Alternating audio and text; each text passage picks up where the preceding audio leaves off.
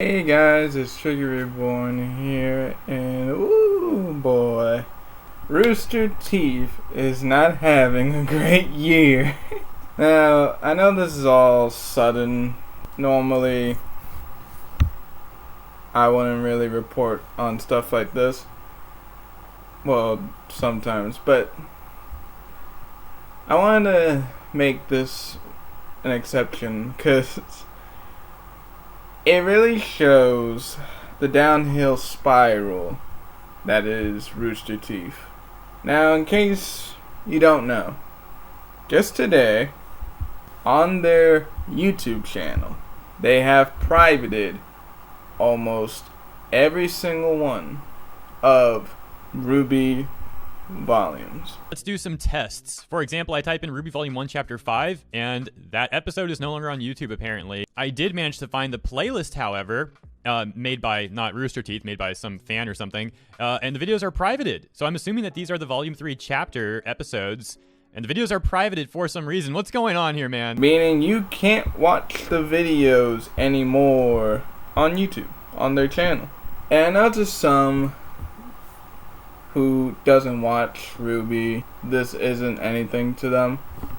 But I kind of want to say that this oddly connects, like, with the downhill decline of Rooster Teeth.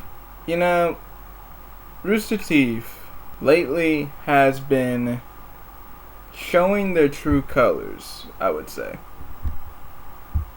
Lately now, Rooster Teeth has been in a lot of serious shit. And it's pretty clear that this company just doesn't know what the fuck they're doing anymore.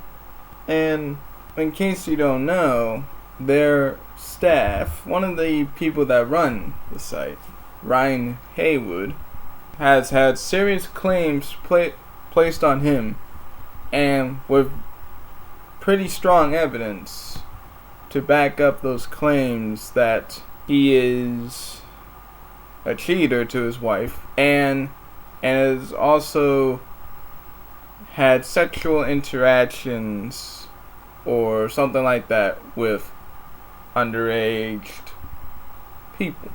And this all started with this video talking about this Haywood debacle. And lately now, for the past few weeks, in early October to mid, there's been so many videos talking about this problem.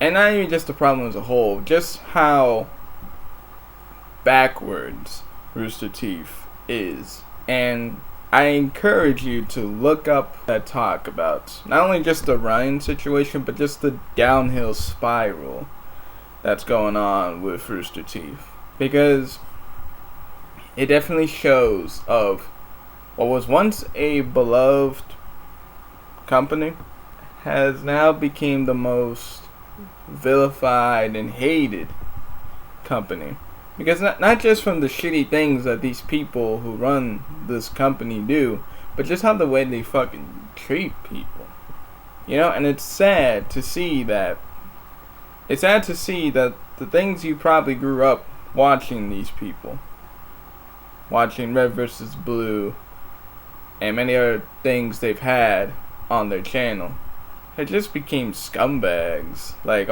just assholes who took their power and used it for harm. And it kind of shows like this desperation of trying to get on the good side of the masses. And it's honestly quite sad to see them being like this. And I feel like this topic with them privating all of the volumes of RWBY, it's not talked about as much as it should be, because this doesn't help the state of Rooster Teeth. It really doesn't. It just hurts their image a lot more than it already is. I want to read this post on their website to really dissect the problem with this privating all of RWBY's episodes. It reads, got a quick piece of news to share with you all. With our new living room apps coming soon, hint hint, real soon, you'll finally be able to stream RWBY from your couch and on your big screen.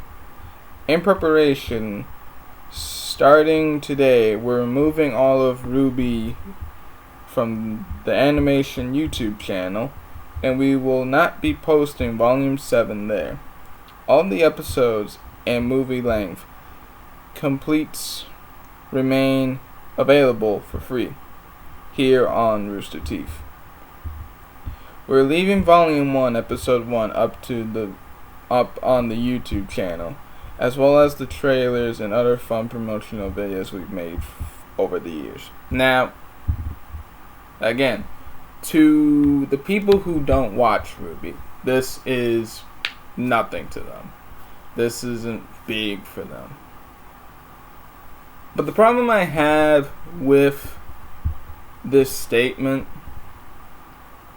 is that not many people can afford the Rooster Teeth first. Not many people can afford that. So, to private all of the RWBY volumes, it feels like if you want to watch RWBY, you're fucked, because you're going to have to watch it off of our website. And it's like, why not both? Like, let's say you never heard of RWBY, or this is your first time hearing about it, and you watch the first episode, and you're invested in the series, and you want to watch more. Tell me, how are you going to watch the other episodes if they're not on YouTube anymore? And you have to watch them on a service that you probably can't afford. Like the minute you think about this, like when you really, really think about this all falls apart.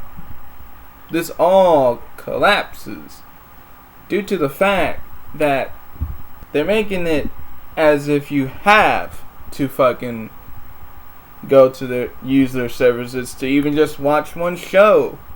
I get that YouTube now is ass backwards, and I completely understand that, but Jesus Christ, you can't say that this is a right move, because it just feels desperate. It just feels like you're trying people to use your stuff, to watch your stuff, to fucking pay for the first membership, without taking any other thing into account that some people can't do that, or people who just can't stand you don't fucking want to. The company as a whole is just in a hellfire. I mentioned Red vs. Blue earlier, and I think this kind of also connects with this downhill spiral. For those who don't know, when Death Battle did Venom vs. Corona, the episode that was supposed to come after that was supposed to be the Red vs. Blue Battle Royale. Pretty much a promotional fight for a new season of Red vs. Blue. And it was supposed to come out on October 19th for the public. And they even did the first preview for the Red Team for this episode. And it never came out. In fact, the next episode is something that wasn't supposed to be after Venom vs. Corona. And the one that replaced it, this one, the Red vs. Blue Battle Royale, is Saber Wolf vs. John Talbane. Now, they said in a community post 2 weeks ago, the upcoming Red vs. Blue Battle Royale has been delayed in order to support the launch of the new season of Red vs. Blue Zero. We're very sorry for the delay, but there will be more details very soon. Tune in to the Death Battle cast at 11:30. Now, they say that this episode is delayed because they want to support the launch of the new season of Red vs. Blue. And In some ways, I want to believe that. However, what was supposed to come out on the 19th of this month, it gets delayed. It's not a coincidence that Venom vs. Corona was uploaded on the 5th of October. And this whole debacle with Rooster Teeth, with the whole Ryan situation, has gotten bigger on the 9th of October. And it's when that time happened, this shit went out of control with the whole Ryan situation and all that. So I want to believe Death Battle for delaying the episode because of they wanted to support the launch. But also part of me doesn't fully believe it because it's not a coincidence that what was supposed to come out on the 19th gets delayed due to this massive controversy with Rooster Teeth and one of the associates about what they did in early of this month. Do you see where I'm getting at with this? It's not rocket science to put 2 and 2 together and then all of a sudden now Red vs. Blue, the new season, has this production or something like that problem and they have to push it back. No. It's because of the whole Ryan thing. And to some doesn't keep in check with these things, they won't know that.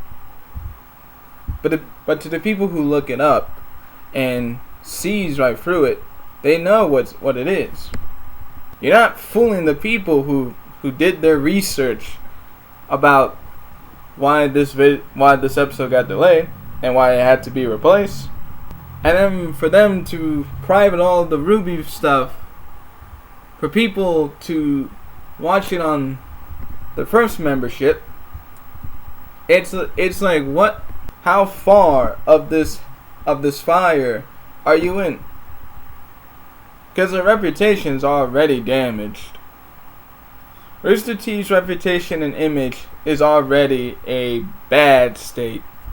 To give you a few examples of the reputation just going downhill, back in 2016, roughly when the end of Volume 3 of RWBY ended, there was an open letter from a guy named Shane, who used to work and was close friends with the creator of RWBY, Montione. And in this open letter, he details a lot of things that has happened in behind the scenes of the making and the production and the decisions of RWBY. And I implore you to read it yourself. Or if not, try to find a video that explains it all. I'll have a link in the description of this whole document of the open letter thing. It's pretty lengthy, so heads up, you're gonna be reading for a while. But Shane goes into details about what happened behind the scenes. And some of the stuff, while it could all be just speculations, some of the things he says does hold weight.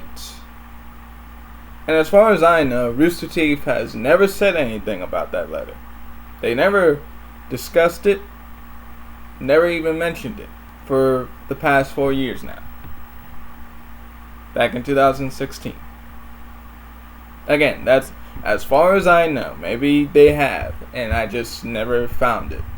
But as far as I know, they've never mentioned or even said one word about this open letter. So the letter was already like a starting point of this kind of true colors of Rooster Teeth and the people who run it, of mistreatment, many other things like that. Jump to 2019, in early of 2019, a famous voice actor named Mignogna gets these allegations placed on him. Allegations that hasn't even been proven true, even by then. Was not even having concrete evidence to back up most of the claims that was being thrown at Vic. What does Rooster Teeth do? Fire him without giving him a damn chance. So I'm just saying, I'm not seeing it. I'm not seeing it. This man's lost. I've done a Google search. He's lost everything. He just got booted from Rooster Teeth. I'm just like, anything verified? Can we corroborate any of this? I'm like, y'all Brett Kavanaugh, my man? Like, fired him without giving a chance. And not only just fire him over allegations, act like he was never a part of the damn series, was never a part of RWBY, took his name out of, like, never mentioned him, never acted like he was the voice actor of one of the characters, aka Crow, acting like he was never a thing. And then have their voice actors, even the staff, talk down to saying like, oh, this was a great move, great decision to fire this dude over stuff that hasn't even been proven true, because nobody believes in the instant to proving guilty thing anymore. Fire him over allegations without even giving him a damn chance. And then act like the things he's done were heinous over fucking hugs, might I add. And just simply smear his reputation and like applauding this shit. But they would not fire, or at least wouldn't fire their vice president of the fucking company, who was arrested for abuse of his wife. Let me get this straight. Barbara can tell us fans if we don't like watching a show, no one's forcing you to, but Matt Hull couldn't give us a solid reason on why they let go of Vic. They let their VAs act like bigots online, and they'll give a public statement on Vic, but they couldn't give us a public statement on their vice president beating his wife? You know, it's one thing to fire a man over allegations. It's another thing when you get your buddies to promote a smear campaign against him. Another is when you don't keep it real with your fans about your vice president getting fired, and then having them find out from a different source 5 days later after news gets out. And now all of a sudden you want to be a white knight because people are calling you and your friends out on your hypocrisy? And you guys wonder why you get the criticism you get. So it's like, you mean to tell me firing a dude over allegations that hasn't been proven true yet, or even have concrete evidence to support all of the claims, it somehow warrants enough to get your life ruined, and then get pretty much fired of almost every place you're fucking in, including Rooster Teeth, but keeping a vice president of your damn company is somehow not worse than just a hugs? because that's it.